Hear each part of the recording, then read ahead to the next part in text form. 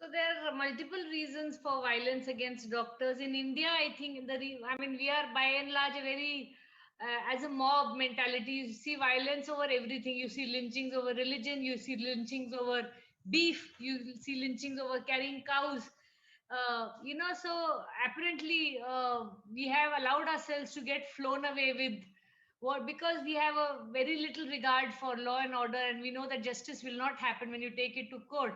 Normally in the Western world, if they feel that there's some negligence has happened, they wait that the court will assign the punishment, and they know that within few months that so and so will go to jail. But in India, because the judicial process is so long drawn, people think if they put a case, it will take 10 years, it may take 15 years. So they tend to take the law in their own hands. So there are two parts to this violence. One is the violence that takes place in the corporate hospitals or the private hospitals, where often we have seen that when the bill has to be paid, or the bill becomes more, or when the patient dies and they don't want to pay the bill, the remaining amount of money. So one part is the financial aspect, then they do a big I mean, the same patients, when you ask them to get a blood donor, they will not even get two people to donate blood. But if a patient dies, then they will call somebody, and sometimes there are some locally motivated people, gunda elements, who come to a hospital with a truckload of people, and then they try to create a nuisance.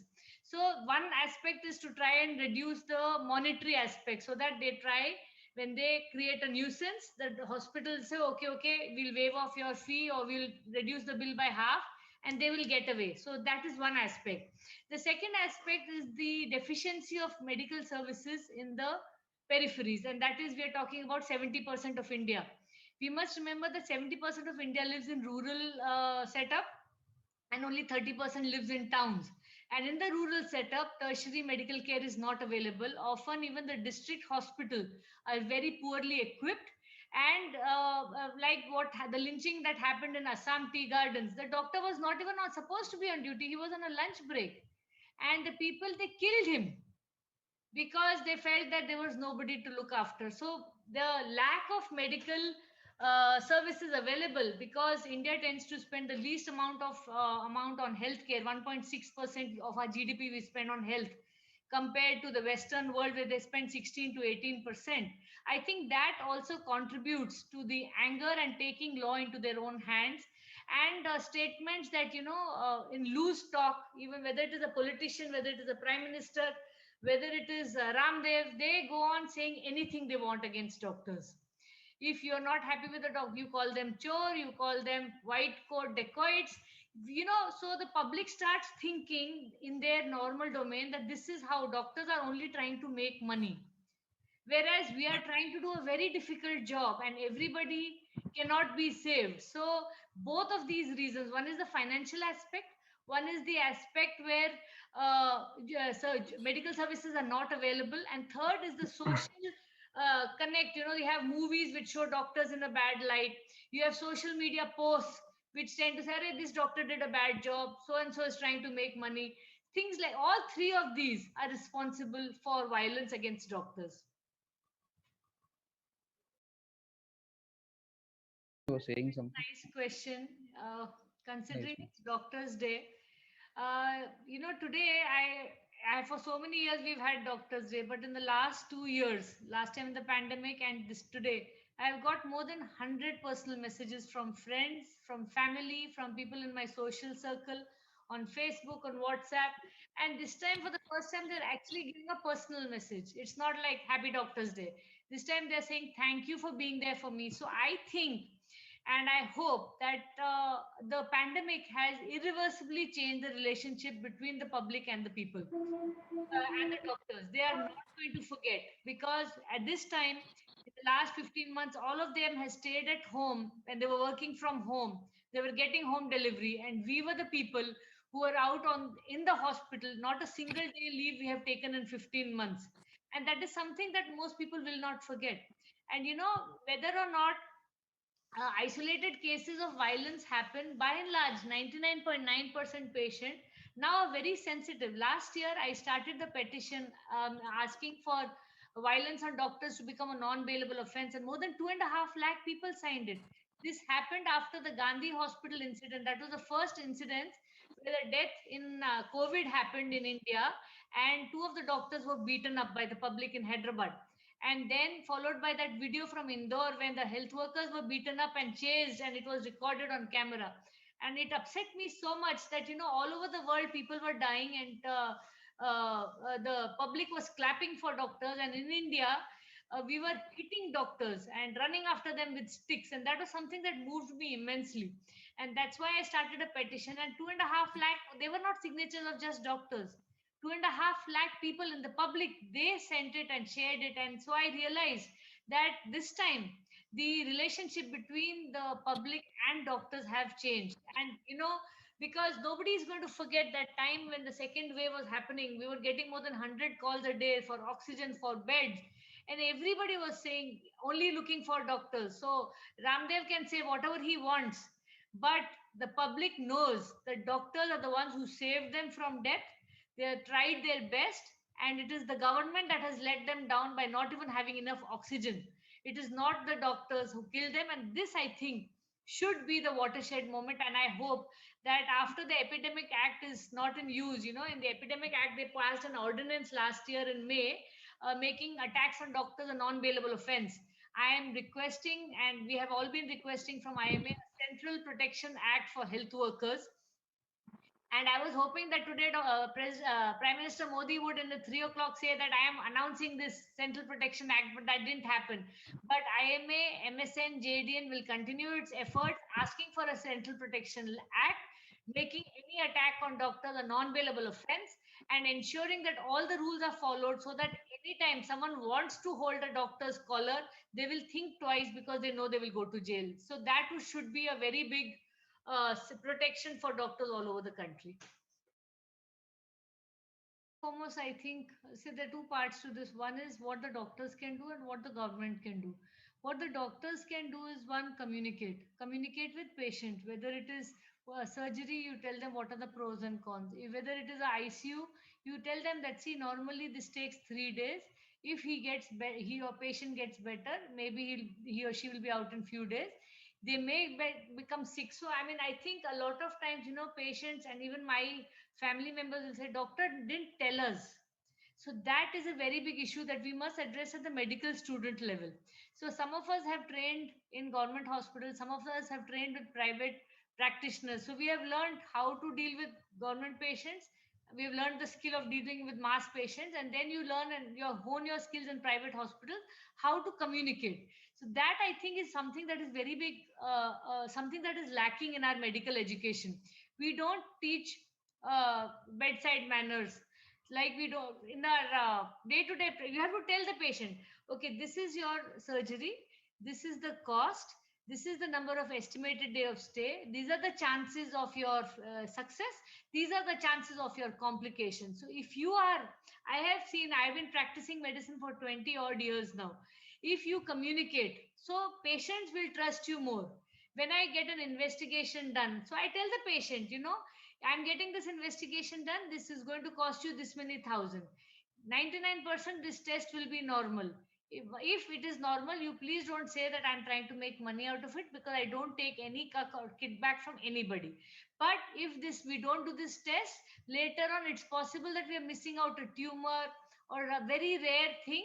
So we have to do this test. So I feel when you communicate with the patients very clearly, and often if you are in a big hospital, then you please write down that you have told this patient, because a lot of time patients will backtrack. I mean, I had an issue once with my patient who refused to pay the money for some therapy. And then she called back her friend to threaten me. After that, I installed a audio visual system along with a recording of even audio in my clinic. All of this makes practicing medicine more expensive. So who has to pay for it? If it is a hardware and software for 22,000 rupees, eventually the patient only pays for it, right? So these things are making healthcare more expensive. And of course, like so many of you have said, that they are making things more difficult to practice medicine. Whenever it's a difficult case, I'll say, no, forget it, it's not worth it. That 10,000 or 20,000 rupees that I'm going to make, if I think that the patient will die and it'll get me a case, it's not worth doing. So more and more doctors are playing it safe. They prefer to refer instead of taking risk. 10, 15 years back, when I had just started practice, I drained, there was a poor patient. I drained her abscess, I did her tracheostomy, I did her, I got my friend of mine to do a pleural abscess tap. And the total charge, I did hardly 2,000 or 3,000 rupees I charged, a total of 25,000 rupees. But when they asked a very big hospital nearby, her brother said, I will go into this hospital. They gave an estimate of 5 lakh rupees. So at that time, I had the guts. I said, okay, no, I want to help this poor lady. Now, whenever she's a security guard in a mall nearby, so whenever I go, she will come and touch my feet. But now, if you ask me, I will not do anything heroic. It's not worth it. In the end, you want to save yourselves. In the end, you want to save your reputation. In the end, you want to take as less risk as possible. So the more and more the public has acts of violence against us, the more and more fearful we become. So I think communication is very important. Always explain the financials and see to it that your hospital gives them a written estimate. So I have done this for many years. I operate in 2 3 big hospitals. I write down the surgery and I tell them, you take your thing in writing, how much is the estimate. Because what happens, the hospital increase the, today I get an estimate of 1 lakh rupees. Tomorrow I do the surgery, they make a final bill of 1.5 lakh rupees. I'm not responsible for that bill. But the hospital will overcharge and you are the face that the patient is facing. So overcharging by hospitals becomes one very big reason why doctors get hurt. When the doctor is hardly getting peanuts for that surgery. So I will request all of you young doctors, one, communicate properly and thoroughly. Don't give any fake promises to your patient. Tell them the actual risk. This is a 66% chance of success. There is a 34% chance of failure. Let them make up their mind. Don't run after doctors, after patients. Don't take risks. Don't take unnecessary risks. Don't try to be a hero. Because if you are alive and safe and well, you will live so that your family will also have you for the rest of your days. If something happens to you, you are finished. Suppose something happens to you. Imagine your parents, they have raised you for so many years. Imagine if you are married, if you have your spouse, suppose you have a child, the impact on them. So don't try to be a hero. You do your work with utmost sincerity, but don't go overboard trying to help people because people are very ungrateful. I mean, I sound like a cynic, but that's the truth. I've just been in practice for 20 years. So I'm just giving you practical advice. And tell, whenever you are doing a procedure, ask the hospital to give a real estimate in writing so that afterwards you are not held responsible. At the end of the day, and try to get your friends and family together on board, so that like in Gurgaon, when we have a group, suppose anyone has a doctor, some patient getting together, immediately they give a call, and at least 10 or 15 doctors from IMA get together immediately. So then we notify the police. We do this very quickly. And I'm telling you a practical incident. During the second wave, there was a lot of oxygen shortage in Gurgaon. There was massive shortage. For every 1 hour I was getting, because I'm the secretary, for 20 days, every 1 hour I was getting a call or a message. We have 1 hour oxygen left. Patients are going to die. 2 hospital patient died also. So eventually one morning, 5:30 in the morning, I called the municipal commissioner and I said, sir, my patients are going to die. Now my doctors are going to get beaten up. You send police to these 6 hospitals because oxygen is now run out. Now that call, it put the fear of God in the administration. They all woke up to the reality that doctors are in fear of being assaulted. And that was a very real fear. And so call the police fast. Call the DC. So get your IMA on board. I tell all the doctors in Gurgaon that please get under the membership banner because we are united, because we are big numbers. They are going to be afraid of us. If you remain 1 or 2 doctors, you keep talking, it doesn't matter. I'm so happy to see the medical student network become so active, the junior doctors network become so active. Eventually, in a couple of 3 4 years, you are all going to be a part of IMA. Make your IMA body in your city really strong. Get as many members, be very vocal, have the media listen to you, be a very strong voice, and don't be afraid. Never let anybody tell you you are a thief or you are doing something wrong or doctors take cut. Tell them that doctors are a part of society. If the moral fabric of this country's people is corrupted, we all come from the same family. So there are some doctors who will take cut. There are some doctors who do illegal practices, but by and large, doctors are the most intelligent people in your class. Doctors are doing their work with sincerity and honesty, and they are doing a very difficult job. So you have to get the people on board and don't get cowed down. If somebody says something to you, you take out your phone, you start recording them, tell them I am doing a live, Facebook live. You get on the offensive. Don't be afraid, don't do anything wrong, and don't take anything wrong. All the very best.